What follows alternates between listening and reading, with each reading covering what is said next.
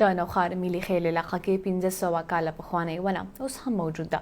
دغه ونه نه صرف ولس ته د سوري ورکولو لپاره په کار راځي، بلکې پخواني وخت کې دا ونه د حجرې په توګه د جرګو لپاره هم استعمال شوې ده. د دغې ونې تاریخي پس منظر په اړه باندې ګورو. د ماجد خټک رپورټ.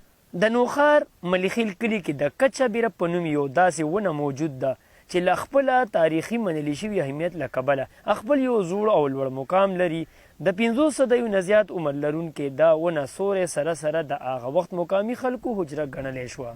بالا علاقه ده او د کچه بیره د دې بیرې نوم کچه بیره ده او دا 500 کالونه مخکې دا ځوانه بیره وه او کاکا صاحب الله رحمت په دور کې وه. حضرت سید کسترګل بابا دی به چې ازرجي بابا ته تللو په دې لار په یاده دې لاندې به هغه دمه کوله او ناس په ولو او دې کچې بیرې لاندې دا یو ویجره وه.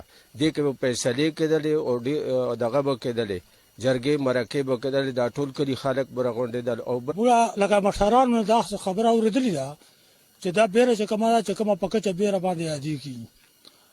د دې لاندې کاکا صاحب ناشته کړې ده او به چې کله مسرجي بابا ته تلو او په دې لار باندې به تېرېدو نو دې بیرې لاندې به ناشته کوو او دا چې کومه وه نو دا مخکې د کلي حجره وه او بیا په دې کې به د دې کلي غم ښادی به هم کېدی پکې.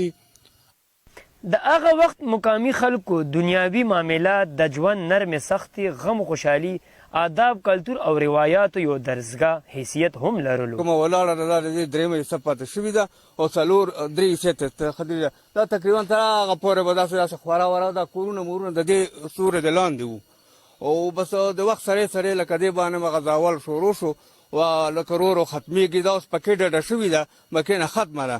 د دې برابر موټی د ډېر غټوالی دی که نه لکه دې نه که یو څو کسان را یوځای شي او لاس ونه تاول غواړي نو لکه نشي تاولی ونه او هغه هم چې کم دی نو دا تقریبا مخکې دا اوس یو حصه پاتې ده 3 حصې دې نه ختمې شوې.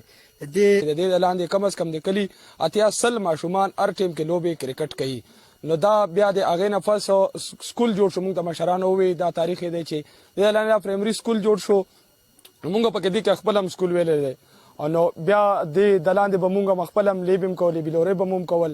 نو د دې ونې څلورمه حصه ختمې باوجود هم مقامي خلکو ته سوری سره سره د دې کلي نوم د خپل تاریخي مقام حیثیت له وجې ژوندی ساتلی دی. ماجد خټک، مشرق ټي وي، نوښار.